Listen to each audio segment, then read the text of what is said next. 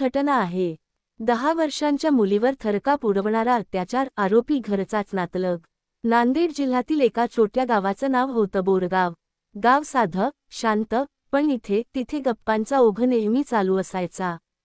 सकाळी शेतांमध्ये काम करणारी माणसं, दुपारी पाणवठ्यावर स्त्रियांची गर्दी आणि संध्याकाळी चहा टपरीवर राजकारणापासून लग्नसमारंभांपर्यंत सगळ्यावर चर्चा, हेच इथलं रोजचं जीवन। पण एका दिवशी या गावाचं हे साधं आयुष्य रक्त गोठवणारं वळण घेणार होतं। सोनाली, वय फक्त 10 वर्ष, मोठे डोळे, नेहमी चेहऱ्यावर हसू, शाळेत हुशार पण लाजाळू। ती नेहमी तिच्या आईसोबत शेतीत मदत करायची आणि शाळेत गेल्यावर मैत्रिणींना गोष्टी सांगायची। तिचं जग अगदी निरागस आणि सुरक्षित वाटायचं, कमीत कमी तिच्या पालकांना तरी। विनोद, वय 27 वर्ष, सोनालीचा आईकडून मावस भाऊ। घरच्यांना तो एक विश्वासू, कामसू आणि गावात मदतीला धावून जाणारा माणूस वाटायचा। पण त्याच्या मनात एक काळं गुपित होतं आणि ते गुपित एका दिवशी भयंकर रूप धारण करणार होतं। घटना घडली ते दिवस पावसाळ्याचे होते। गावात वीज वारंवार जात होती। सोनालीच्या वडिलांचं कामामुळे शहरात जाणं झालं होतं आणि आई शेतात पेरणीच्या कामात व्यस्त होती। विनोद नेहमीप्रमाणे घरी येऊन गप्पा मारायचा, मुलांना गोष्टी सांगायचा। सोनालीला तो आवडायचा, तिला मावस भावासोबत खेळायला मजा यायची। त्या दिवशी दुपारी गावात वीज नव्हती।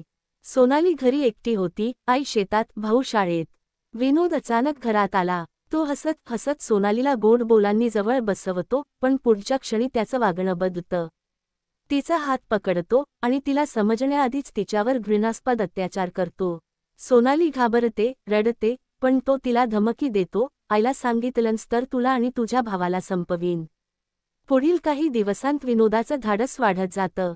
तो नेहमी संधी पाहून घरात यायचा। आई शेतात असली की सोनालीचं जग भयाने भरून जायचं। ती बोलायला धजावत नव्हती, पण एका दिवशी सोनाली आईला काहीतरी सांगणार होती आणि हाच विनोदासाठी धोक्याचा क्षण ठरला। त्या दिवशी सकाळी आई बाजारात गेली होती। विनोद घरात आला। सोनाली त्याच्याकडे बघत होती, डोळ्यात भीती आणि राग।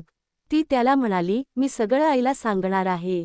विनोदच्या चेहऱ्यावरचे भाव बदलले। काही क्षण तो शांत राहिला आणि नंतर तिच्या गळ्यावर हात ठेवून गुदमरवायला सुरुवात केली। सोनाली धडपडत होती, पण तिच्या लहानशा शरीराची ताकद त्याच्यापुढं कमी पडली।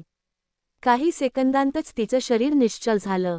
घाईत विनोदने घराच्या मागच्या जुन्या विहिरीत सोनालीचा मृतदेह टाकला। पाणी पावसामुळे वरपर्यंत भरलेलं होतं। त्याला वाटलं, आता कोणीही शोधू शकणार नाही। पण गाव लहान होतं आणि सोनाली गायब झाल्याची बातमी वाऱ्यासारखी पसरली। संध्याकाळी सोनाली घरी न आल्याने आई रडत रडत सगळ्यांकडे धावली। गावकरी मशाली, टॉर्च घेऊन शोधायला लागले आणि दुसऱ्या दिवशी सकाळी विहिरीत तरंगणारा छोटासा शरीराचा तुकडा दिसताच सगळे स्तब्ध झाले। पोलीस आले, मृतदेह बाहेर काढला आणि त्या निरागस चेहऱ्याकडे पाहून सगळ्यांच्या डोळ्यात पाणी आलं। गावभर संतापाची लाट पसरली। हे काम बाहेरचं नसेल, घरचाच कोणी असेल, अशी चर्चा सुरू झाली। संशयाची सुई विनोदकडे वळली, कारण तो शेवटचा सोनालीसोबत दिसला होता। सोनालीच्या मृत्यूची बातमी गावभर पसरली आणि वातावरणात एक अवर्णनीय शांतता पसरली। कोणीही मोठ्याने बोलत नव्हतं। प्रत्येकाच्या डोळ्यांत प्रश्न होते, अशा छोट्या मुलीचं काय चुकलं होतं? आई तुटून पडली होती, ती एकाच वाक्याची पुनरावृत्ती करत होती, माझं सोनं कुठं गेलं? वडील शहरातून धावत आले, पण मुलीचा चेहरा पाहताना त्यांचं मन मोडलं। शहरातून पोलीस उपनिरीक्षक रमेश जाधव पथकासह आले। ते थेट विहिरीकडे गेले। शवविच्छेदन अहवालात स्पष्ट झालं, मृत्यू गुदमरवून झाला आहे आणि शरीरावर अत्याचाराच्या खुणा आहेत। जाधव साहेबांनी गावातील सगळ्यांना एक करून चौकशीला बोलावलं। सोनाली शेवटची कोणासोबत दिसली होती, हे तपासलं। काही मुलांनी सांगितलं, काल दुपारी सोनालीच्या घरात विनोद काका गेले होते। जाधव साहेबांनी लगेच विनोदला चौकशीसाठी बोलावलं। तो पहिल्यांदा शांत, निरागस चेहऱ्याने बोलत होता, मी तर घरीच होतो, मला काही माहीत नाही। पण त्याच्या चेहऱ्यावरचा घाम, हातांच्या बोटांची थरथर आणि वारंवार पाणी मागणं, सगळं संशय वाढवत होतं। पोलिसांनी सोनालीच्या घरातून काही पुरावे गोळा केले, जमिनीवर एक तुटलेली बांगडी, लहान मुलीचा स्कार्फ आणि दाराच्या चौकटीवरचे नखांचे ओरखडे। फॉरेन्सिक तपासणीसाठी वस्तू पाठवल्या गेल्या। तसंच विहिरीतून मिळालेल्या कपड्यांवर विनोदच्या डीएनएचं जुळणं शक्य होतं। जाधव साहेब, विनोद, काल तू कुठं होतास? विनोद घरीच होतो, नंतर शेतावर गेलो होतो. जाधव साक्षीदार म्हणतात, तुला सोनालीसोबत पाहिलं होतं. विनोद, नाही सर, ते चुकीचं आहे. पण तासाभराच्या चौकशीनंतरही तो नकार देत राहिला. मात्र पोलिसांचा दबाव आणि गावकऱ्यांची चौकशी त्याच्यासाठी असह्य होऊ लागली. तिसऱ्या दिवशी मध्यरात्रीच्या सुमारास जाधव साहेबांच्या टेबलावर विनोद बसला आणि म्हणाला, सर, मी चूक केली, पण मी घाबरलो होतो. सोनाली आईला सांगणार होती. मी तिला मारलं. त्याने सगळं उघड केलं. पहिल्यांदा कसं गोड बोलून जवळीक वाढवली. तिच्यावर केलेले अत्याचार, धमक्या, शेवटी हत्या करून विहिरीत फेकणं. कबुलीनंतर गावात संतापाची लाट उसळली. लोकांनी पोलिसांना आरोपीला त्यांच्याकडे सोपवण्याची मागणी केली. पण जाधव साहेबांनी कायद्यानेच शिक्षा होईल असं सांगून लोकांना शांत केलं. विनोदवर भारतीय दंड संहितेच्या कलम 376, अत्याचार 302, हत्या आणि पॉक्सो कायद्यानुसार आरोप ठेवले गेले.